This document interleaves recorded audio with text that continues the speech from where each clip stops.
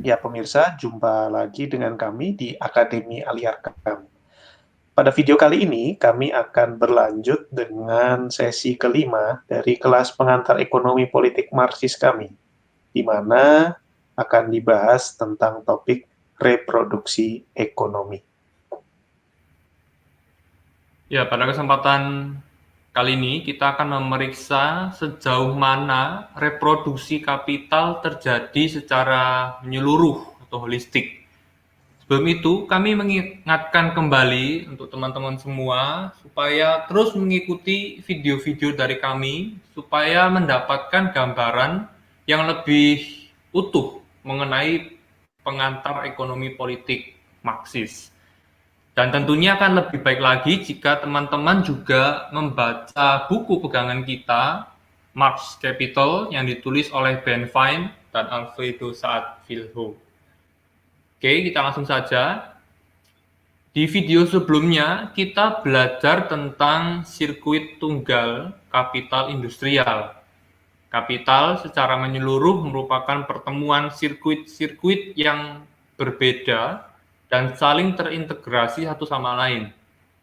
Proses ini dijelaskan oleh Karl Marx dalam bukunya Das Kapital volume kedua yang membedakan ekonomi menjadi dua sektor, yaitu Departemen 1 dan Departemen 2. Departemen 1 merujuk pada proses menukarkan alat-alat produksi dengan kapital konstan. Kapital konstan ini biasanya disimbolkan dalam huruf C. Mengapa disebut konstan atau kapital konstan? Karena meski bagian dari kapital, kapital konstan tidak bisa memperbanyak nilai. Sedangkan departemen kedua menunjuk pada proses menukarkan alat-alat konsumsi menggunakan kapital variabel. Kita simbolkan menggunakan huruf V. Oleh para pekerja atau nilai lebih yang kita simbolkan S bagi para kapitalis. Mengapa disebut sebagai kapital variabel? Karena kapital semacam ini digunakan untuk memperbanyak nilai pada dirinya sendiri. Dengan demikian, kita akan mengupas tentang proses reproduksi kapital secara keseluruhan. Pertama-tama, kita harus memahami tentang reproduksi sederhana atau simple reproduction.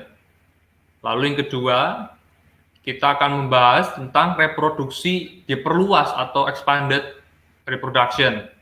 Dan terakhir, kita akan mendiskusikan tentang reproduksi sosial. Ya, berikut ini adalah skema dari reproduksi sederhana. Kita perhatikan ada dua sirkuit yang nampak dari skema ini. Pertama ada M1, kemudian C1, kemudian P1,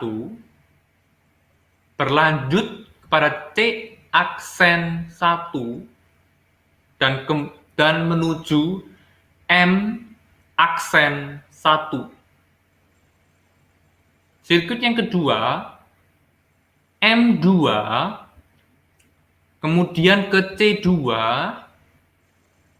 P2, C aksen 2, dan menuju kepada M aksen 2. Skema ini menunjukkan perputaran komoditas.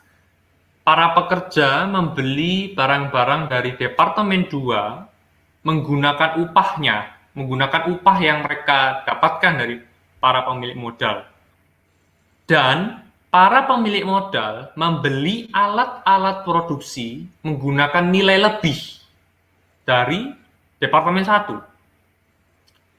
Jika tidak ada aral melintang dan para pemilik modal menghabiskan seluruh nilai lebih pada konsumsi dan mengulang kembali pola yang dilakukan sebelumnya, Marx menyebut ini sebagai reproduksi sederhana. Dalam skema ini, produksi tidak memungkinkan terjadinya akumulasi kapital. Di dalam skema reproduksi sederhana tidak terjadi akumulasi kapital.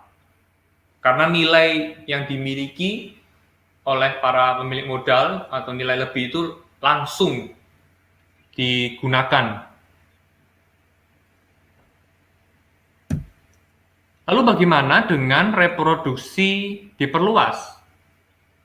Dalam kasus ini, para kapitalis yang tidak menghabiskan seluruh nilai lebih dan mengalokasikan sebagian dari nilai lebih tersebut untuk membeli alat-alat produksi tambahan.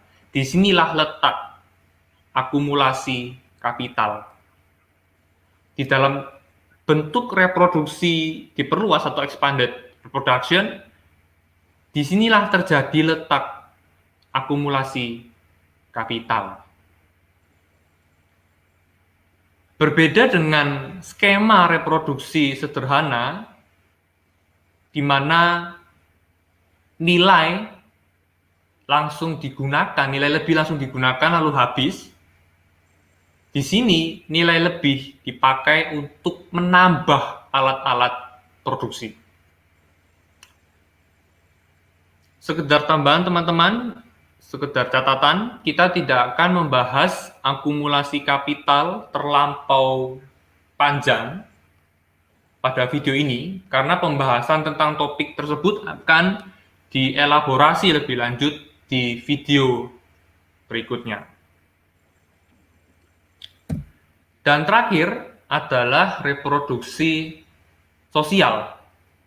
Dari sini kita dapat mematahkan konsepsi bahwa sirkuit kapital hanya terjadi dalam ranah ekonomi belaka. Padahal terdapat satu faktor krusial yang menentukan keberlangsungan sirkuit kapital, yakni tenaga kerja atau labor power. Diingatkan kembali bahwa tenaga kerja di sini bukan menunjuk pada orangnya, tetapi adalah curahan tenaga manusia di dalam kerja itu sendiri. Ketika para pekerja telah selesai bekerja berjam-jam yang penuh dengan keterasingan itu, kapital tidak lagi mengendalikan proses reproduksi. Namun disinilah reproduksi sosial mengambil alih kontrol tersebut. Di dalam siklus ini mencakup relasi-relasi sosial yang kompleks. Proses ini bisa dipahami juga secara biologis, di mana para pekerja akan menghasilkan pekerja selanjutnya. Sedangkan dalam artian yang lebih luas, reproduksi sosial menunjuk bagaimana sebuah masyarakat secara menyeluruh atau secara total itu direproduksi.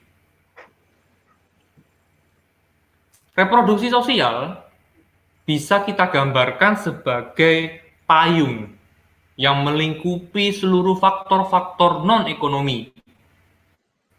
Ini menunjukkan bahwa reproduksi ekonomi dan reproduksi sosial tidak bisa terpisahkan satu sama lain. Intinya adalah reproduksi ekonomi mengondisikan dan bukan menentukan reproduksi sosial. Misalnya hal-hal berkaitan dengan negara, hukum, politik, dan lain sebagainya dikondisikan oleh reproduksi ekonomi. Dan reproduksi sosial semacam ini memperpanjang napas dari sirkuit kapital. Sampai di sini pembahasan kita, teman-teman.